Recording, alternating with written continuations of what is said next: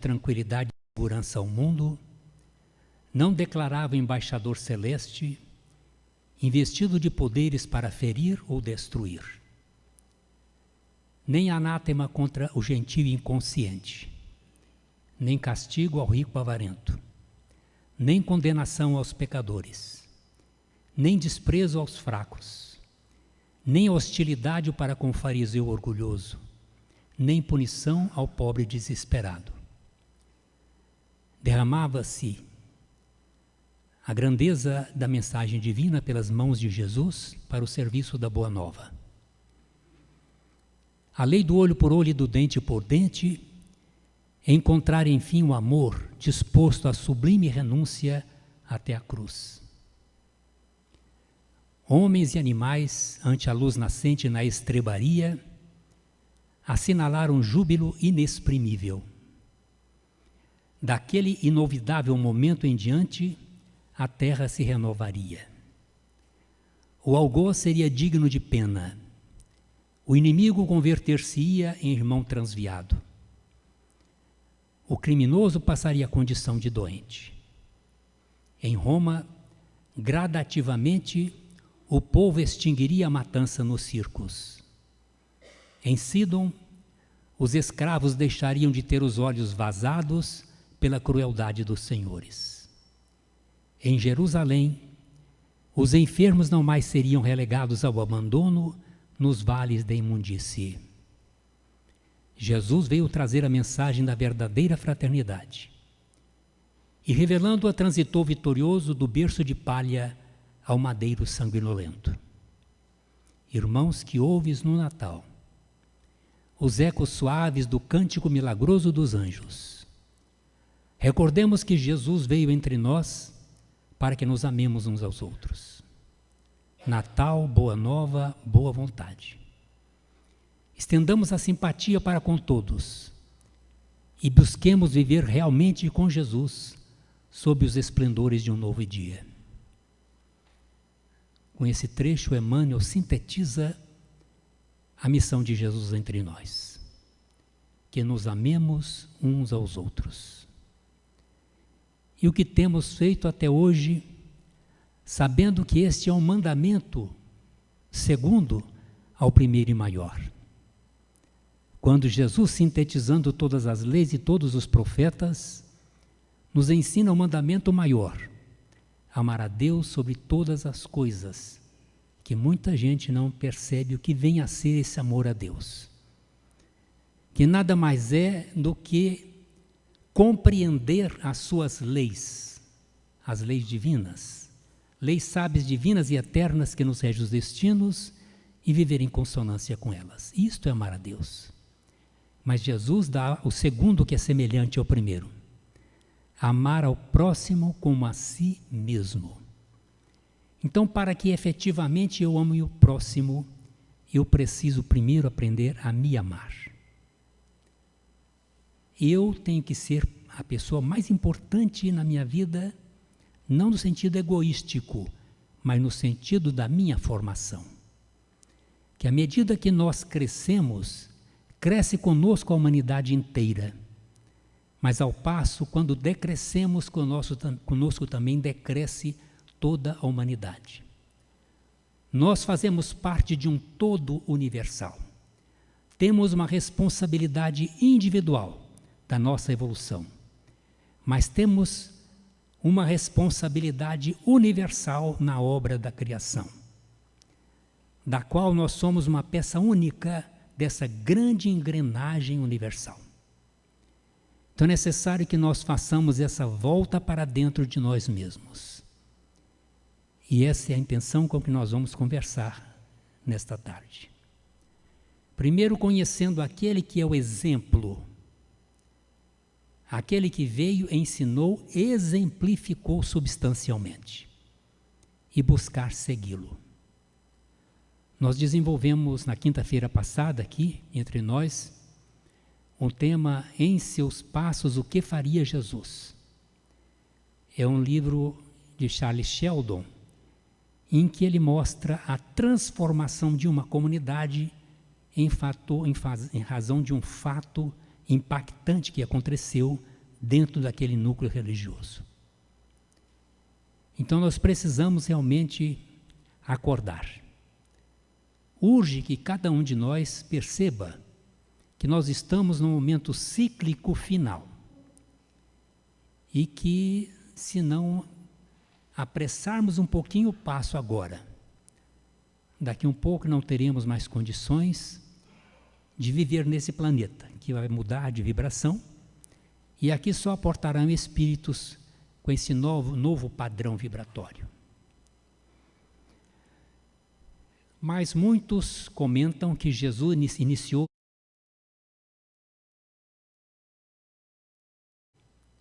cerimônia de casamento em cima, na Galileia.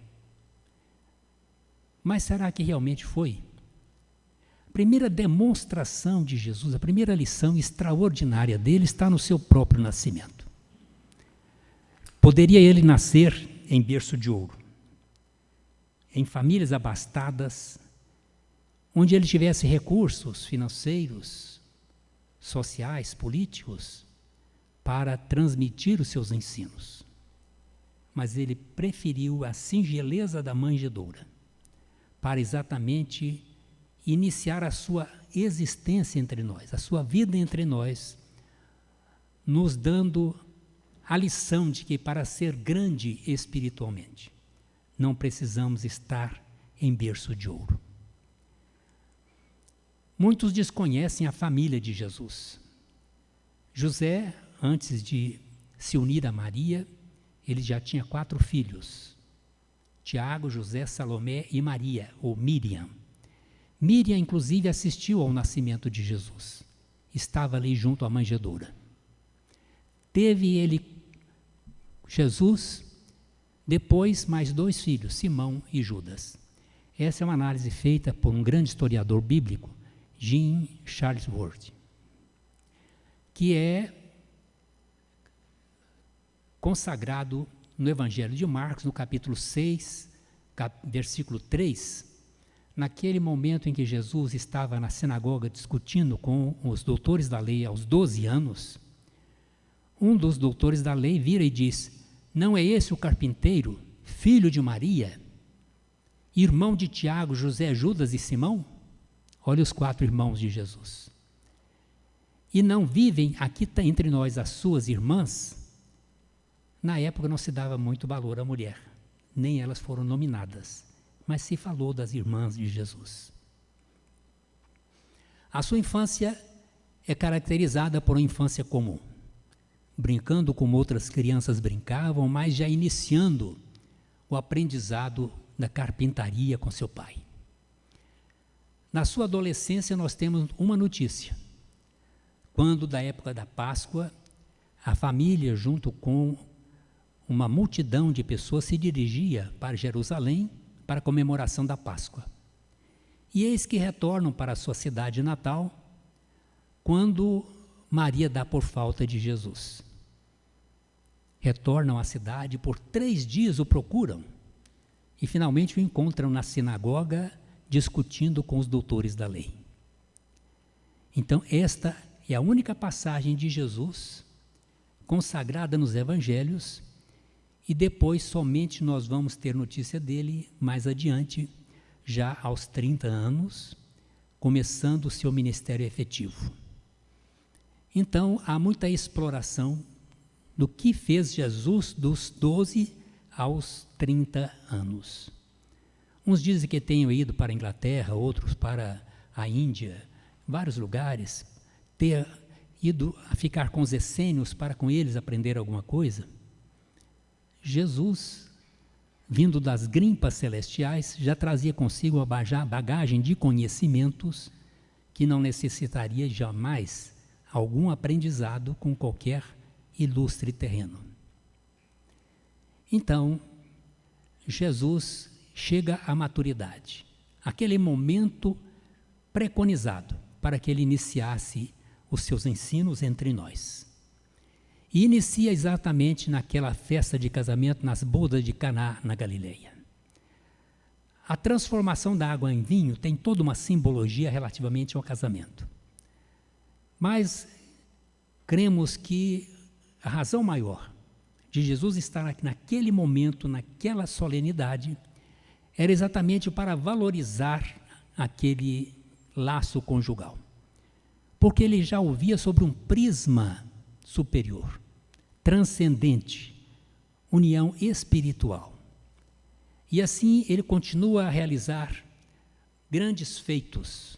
Andava sobre as águas, que estão muito bem caracterizados por Allan Kardec em O Livro dos Espíritos, mostrando as realizações dos fenômenos, tanto anímicos quanto fenomênicos produzidos por Jesus. Esse andar sobre as águas é simplesmente um fenômeno anímico da própria alma de Jesus, em função dos conhecimentos superiores que ele tinha consigo. Fala-se muito nos milagres. Jesus não realizou nenhum milagre, porque milagre é algo que não se explica, algo inexplicável, extraordinário. Jesus realizou, sim, obras poderosas, poder de conhecimento, manipulação de fluidos.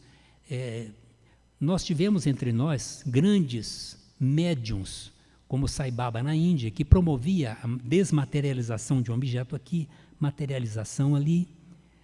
Mas isso foi para ele só um chamamento, porque o grande legado de Sai Baba foi o ensino, estudo em valores humanos.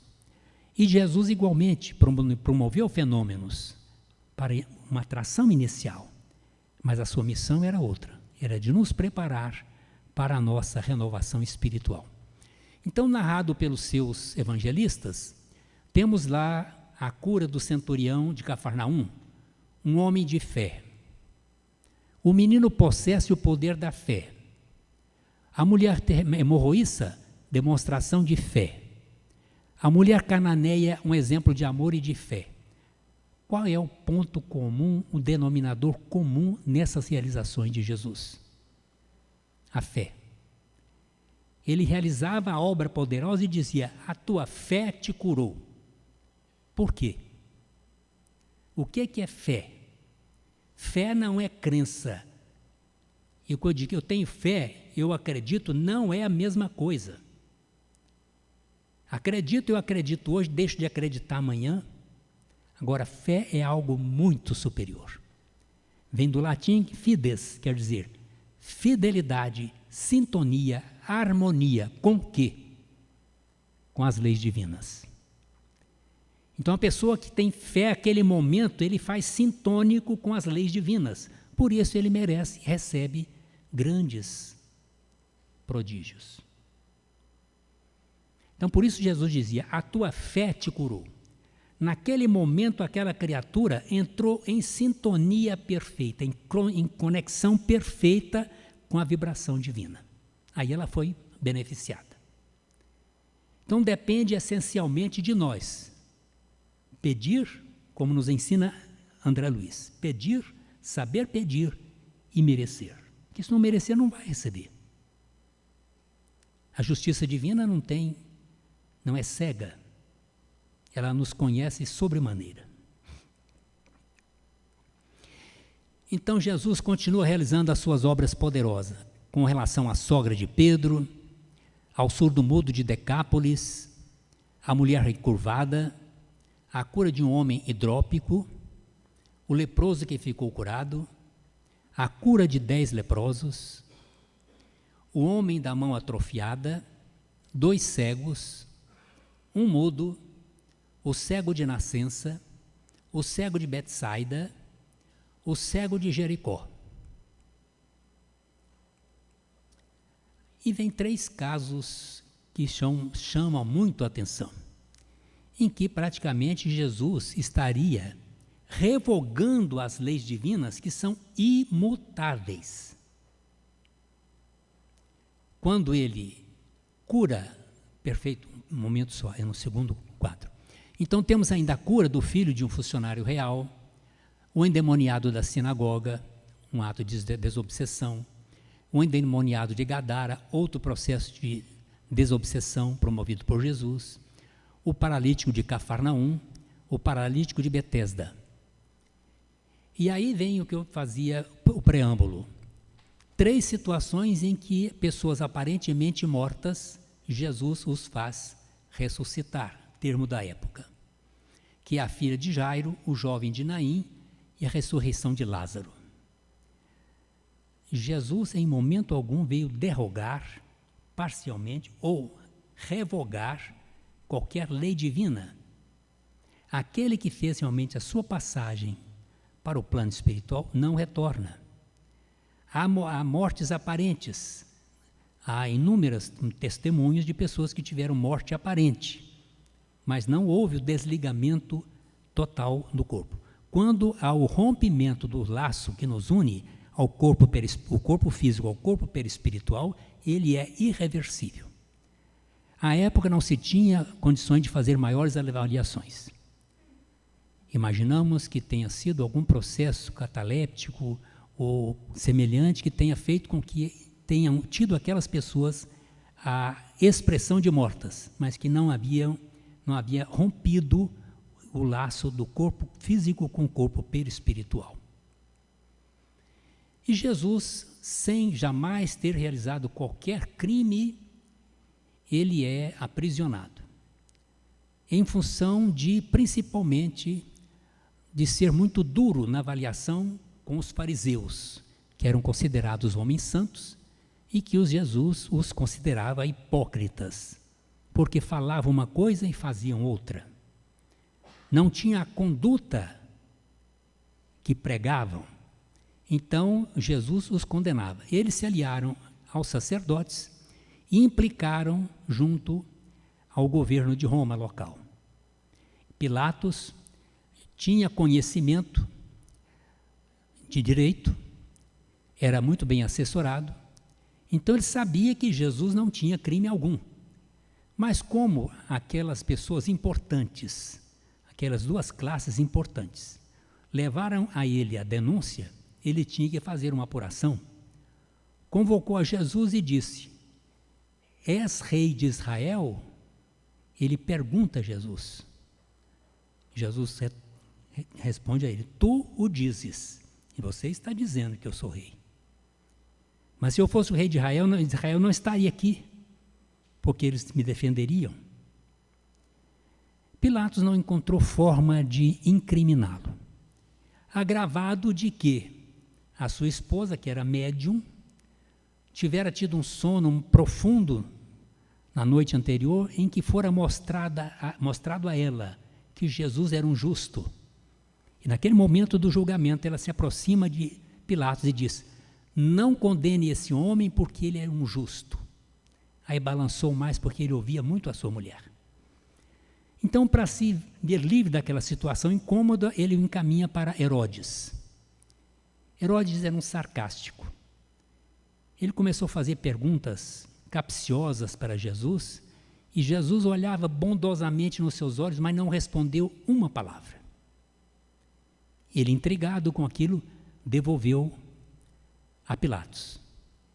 E Pilatos, diante daquela situação incômoda, ele, representante de Roma, tinha tantos benefícios com aquilo, ele não podia se complicar com aquelas classes mais importantes de sua época, então procurou um escapismo, né? E havia do lado de fora do palácio algumas pessoas que foram adredemente preparadas para ali estar, pelos que denunciavam Jesus, para que fizessem coro a que Jesus fosse realmente julgado. Naquele instante ele se dirige a uma pia, ele chega até a sacada e faz uma proposta para aquela multidão. Tenho 2 criminosos, Jesus e Barrabás. Qual deles devo libertar? Porque na Páscoa era costume libertar-se um preso. Só tinha os 2. E em coro, em uníssono, aquela pequena população optou por Barrabás ser libertado. Então ele vai a uma pia, lava as mãos, num ato externo de escapismo, de fuga de responsabilidade, e condena Jesus. Jesus então passa por sérios flagícios Os criminosos da época passavam por sofrimentos, mas os de Jesus foram bem acentuados. Mas ele a tudo recebia como um cordeiro, por isso é cordeiro, Jesus o cordeiro divino. Porque o cordeiro é aquele animal que morre sem dar nenhum sinal de alerta, com toda a humildade.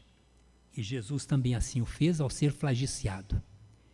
Foi condenado, levado à cruz, e no momento extremo, Olavo Bilac, espírito, através da pena sublimada de Chico Xavier, nos dá uma ideia do momento psicológico de Jesus naquele instante.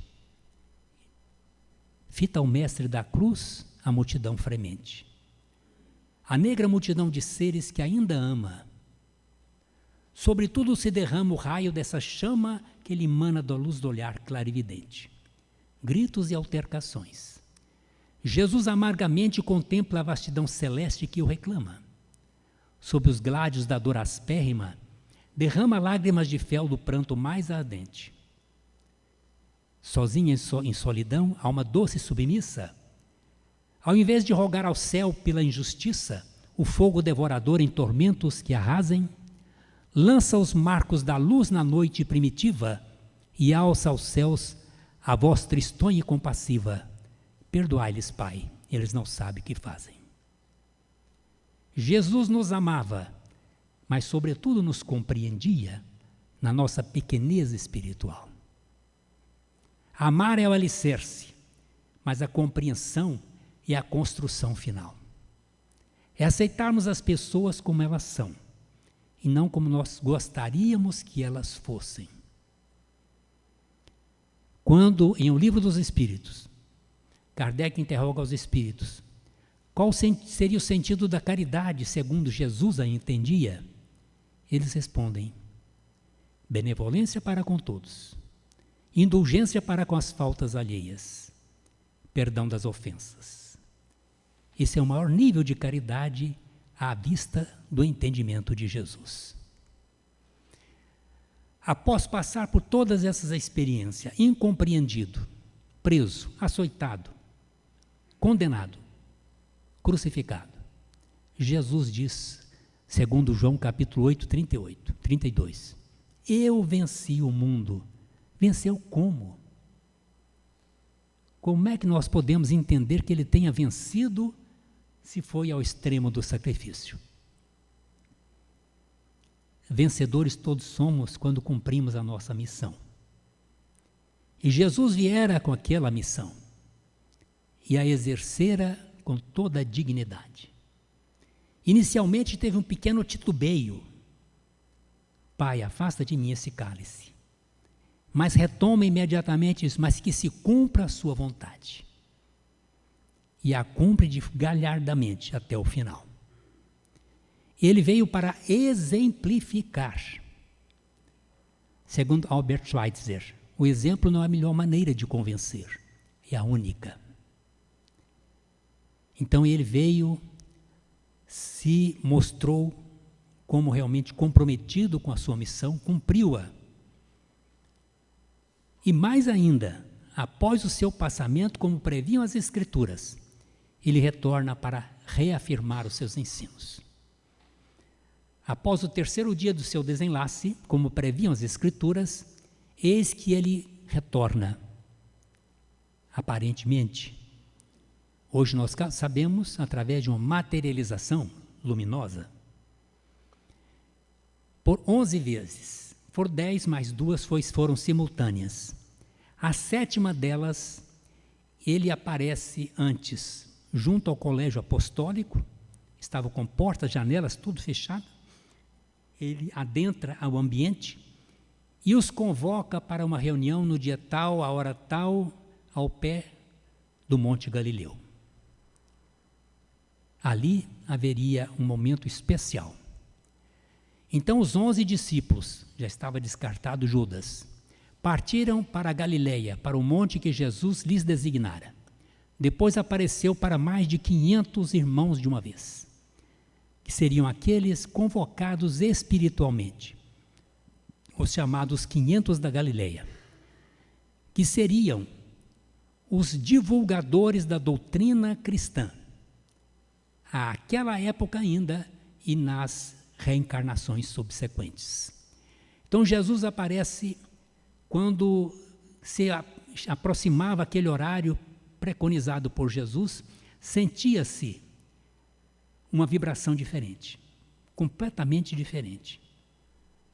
Talvez mais ou menos como essa que nós sentimos na época do Natal, quando os corações se afrouxam um pouco, nós buscamos fazer caridade, olhar o próximo. É um momento significativo, mas ali foi intenso. E todos perceberam. E Jesus aparece no cume do monte e telepaticamente fala ao coração de cada um. Estavam ali crianças, jovens, velhos, estropiados, e esses sim seriam aqueles compromissados com Jesus, de ser os divulgadores da sua doutrina. Mas Jesus tem colocações muito significativas quando ele diz, por exemplo, eu sou o caminho, a verdade e a vida. Ninguém irá ao Pai senão por mim. Não é ele, Jesus, mas o Cristo que ele representava. Jesus foi o mensageiro. O Cristo é a mensagem divina que ele nos trouxe. Quando ele nos diz que ninguém irá ao Pai senão por ele, quer dizer, ninguém irá ao Pai senão se cristificando, nos mostrando que todos nós somos seres crísticos em formação. Temos todas as potencialidades para chegarmos à angelitude. Livro dos Espíritos, fomos criados simples e ignorantes, porém com toda a potencialidade para chegarmos à angelitude. E além de ter vindo entre nós, ensinado, exemplificado, retornado nas suas aparições, ele nos deixa a divina consolação. Vinde a mim todos vós que estáis cansados e sobrecarregados, que eu vos aliviarei. Estarei convosco todos os dias até a consumação dos séculos.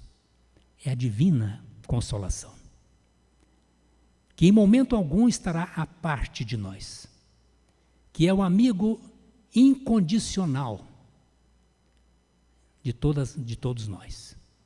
Então possamos recorrer a ele, mas sobretudo seguindo-lhe os passos. E Emmanuel, no livro A Caminho da Luz, nos dá a conhecer que realmente Jesus, ele é o governador do planeta Terra. O termo pouco importa, mas é aquele que tem a responsabilidade de fazer com que todas as almas humanas correspondentes a esse globo evoluam. Enquanto um de nós não tiver alcançado o estado de angelitude, permanece a responsabilidade de Jesus. Os homens que detiveram o poder temporal hoje só são conhecidos pela história. Grandes reis, imperadores, ditadores, são conhecidos nas páginas da história. Mas aquele que nasceu numa simples estrebaria, a cada dia que passa, amplia sobretudo o seu valor, a compreensão do seu poder espiritual. Então, foi incompreendido, crucificado entre ladrões. Mas isso não, em momento algum, fez com que se desconsiderasse a grandeza da sua missão entre nós. Propala-se a volta de Jesus. E muitos esperam a volta física de Jesus. Roberto Roden faz um estudo interessante, criando uma situação de volta de Jesus no ano 3000. Então aquele ser estranho aparece numa praça pública, chamam logo a polícia e pedem a ele CPF, carteira de identidade, aí começa uma série de desastres. Ele tem um diálogo com economistas, então os economistas vão querer dizer que a sua teoria já está ultrapassada, que a sua doutrina é ultrapassada, porque hoje tem considerações diferentes. Né?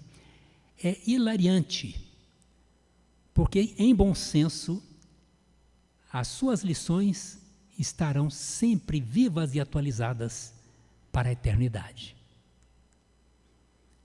Agora ele faz uma advertência muito séria. Conhecereis a verdade e a verdade vos libertará. É o propósito da doutrina espírita. Fazermos compreender a mensagem de Jesus na sua linguagem primeva, mas tirando de todo o simbologismo do texto bíblico para encontrar o simbolizado. Símbolo e simbolizado. O símbolo é aquilo que todo mundo conhece, fácil de identificar. No casamento, por exemplo, o símbolo é aliança. Mas isso é casamento? Não é. É algo muito maior. Então nós precisamos ter essa perspicácia de saber tirar do símbolo o simbolizado. O que realmente Jesus quis dizer com seus ensinos. E não nos perdermos nos extravios de interpretações literais do texto bíblico, que até hoje tem sido um desastre em termos de evitar que as pessoas tomem consciência do ser divino que é. Poderíamos fazer algumas reflexões sobre o Natal. Está aí há poucos dias. Se você quiser escolher uma boa forma de comemorar o Natal, escolha um momento de encontro com Jesus. Como? Você vai saber. Quem comemora demais, reflete de menos. Isso quer dizer, menos coisas exteriores e um pouquinho mais de interiorização. Você tem se tornado uma pessoa melhor? É uma pergunta que nós devemos fazer para nós mesmos. Neste Natal, Jesus há mais de 2000 anos veio, ensinou, exemplificou. O que isso teve impacto na minha vida, na minha conduta pessoal? O que eu melhorei com o conhecimento dos ensinos e o exemplo de Jesus? Eu me tornei melhor porque faço palestras? Não. Eu posso fazer palestras excelentes, mas se eu não me melhorar, porque eu tenho que me melhorar primeiro para depois levar algo para as pessoas. Senão eu estou sendo o fariseu da atualidade. Estou falando uma coisa e faço outra. A respeito, num dos livros psicografados,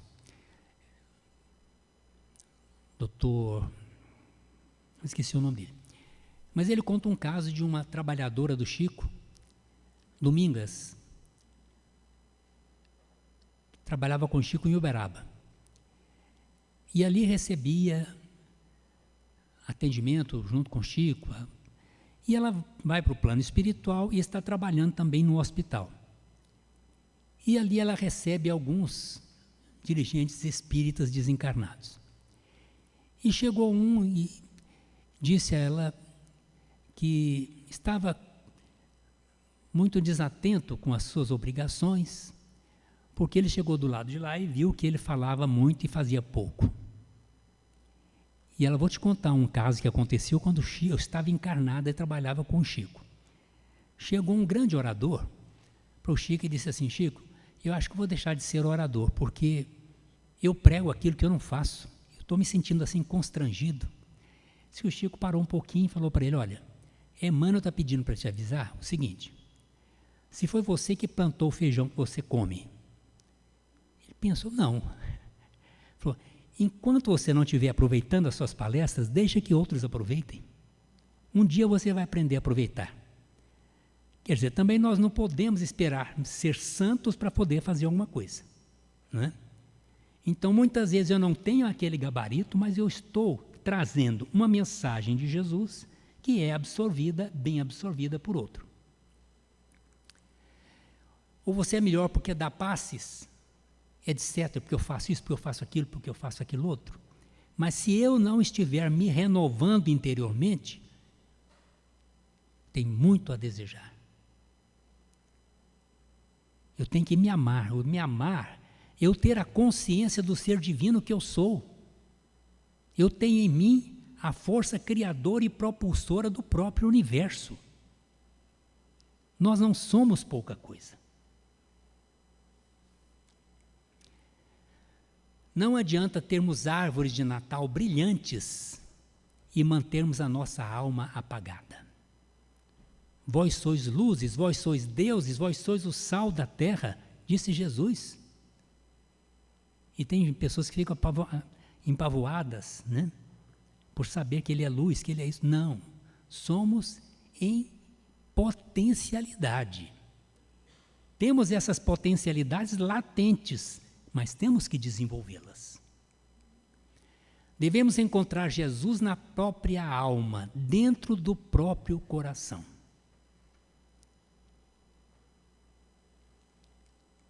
Afinal, o que quer Jesus de nós? O que Ele mais quer de nós?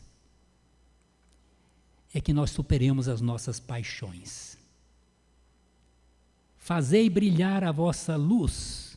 O que Jesus quis dizer com isso? A luz é interna, está lá. Eu tenho que permitir que ela desabroche de mim. Então, Deus nos fez, não do nada, como querem alguns, nos fez da sua luminosa essência divina, que é amor. Todo sentimento que não seja compatível com o amor não faz parte da nossa essência.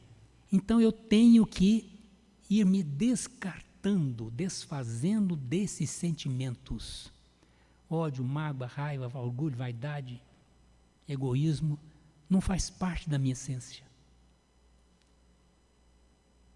Então, o nosso processo evolutivo está exatamente em permitir que nós coloquemos a nossa essência na nossa existência, ou seja, que eu essencialize a minha existência com a minha luz própria, que não é própria minha egoisticamente, é a própria luz divina que vibra em mim.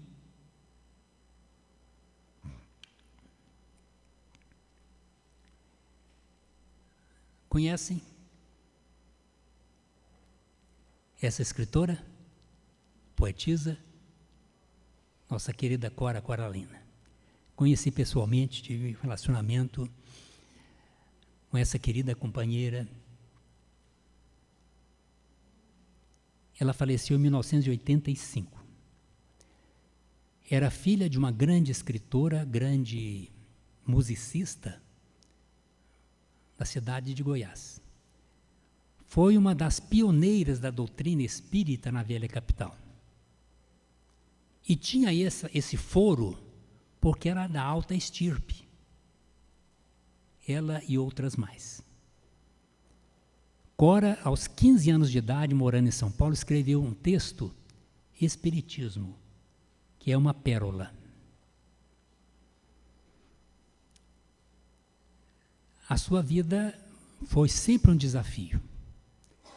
A começar porque ela se casou com um negro. E à época o preconceito era muito grande. Foi um casamento escondido. A família não ficou sabendo. E ela venceu várias barreiras. Mas falece, e 10 anos depois, no dia 19 de dezembro de 95, estávamos aqui nessa mesa, encerrando o nosso cenáculo de Natal, quando um companheiro ao nosso lado, Mário de Andrade Filho, Marinho, excelente médium, já falecido, médium psicográfico, virou para mim e disse: Juca, me chamava de Juca, Cora Coralina está aqui presente e quer deixar uma mensagem de Natal.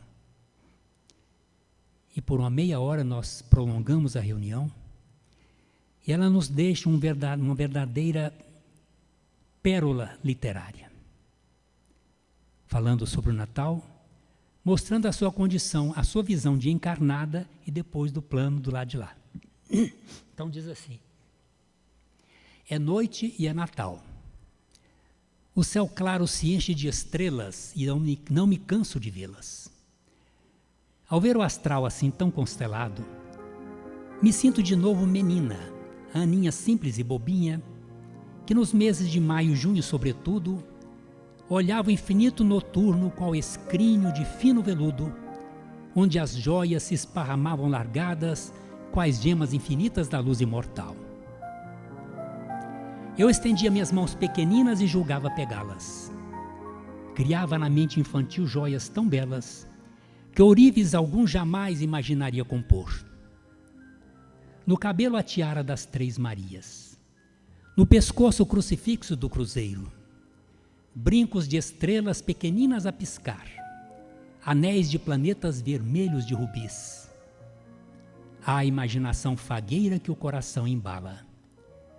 Depois volta em lembranças simples, distantes, faceiras. Hoje, o corpo novo de renovado sutil, me sinto de novo a ninha sonhadora de minha Vila Boa. Ante o palho estrelado, estendo outra vez minhas mãos trêmulas e ansiosas. O mesmo na base, os sonhos hoje são diferentes no conteúdo.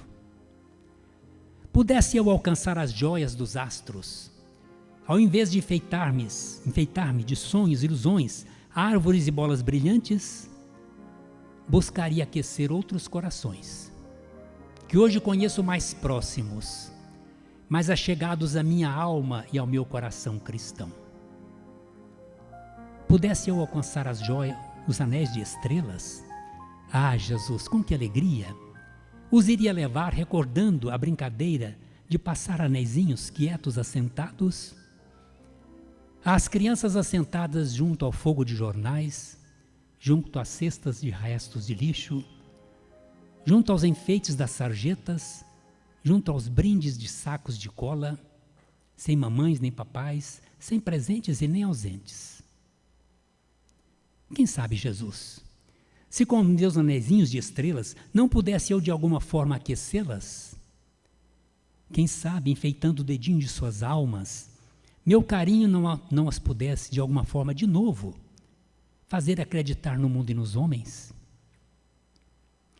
Se eu alcançasse o cruzeiro, ah, Jesus, o cruzeiro do sul, com que alegria traria o sublime luzeiro e com dedicação e respeito mostrar aos homens de todas as crenças, a quantos no mundo alardeiam ter fé, mas que usam teu nome qual se fosse outdoor corriqueiro que apenas lhes valesse dinheiro. Tenho certeza, ó amado Jesus, que do céu a brilhar e luzir tua cruz saberia, nestas almas frias e iníquas, quebrar a rocha em que se transformaram os corações, e dali a jorrar a seiva da luz maior, transformar corações em jardins, almas em perfumes, e mãos em ferramentas da paz e do amor imortais. Se a tiara das Três Marias eu as tivesse a brilhar em minhas mãos, com que alegria Jesus as iria levar, delicada, brilhando, humilde, para me enfeitar frontes penteadas e rostos pintados de jovens mulheres, algumas pouco mais que crianças, que vendem seus corpos nas ruas e nos bares, que vendem suas almas na ausência de lares, onde pais verdadeiros lhes ensinassem sinceros a verdade do amor. Por que, ó Jesus, nossos filhos e filhas são largados aos cantos da vida? Quais órfãos de pais vivos, a buscar guarida na ilusão do prazer, julgando gozar quando vivem a sofrer, crendo amar quando promíscuo sem o saber, abastardam no ventre. A força da luz da criação da vida, onde o amor se esvai para apenas restar o débito atroz do crime vulgar.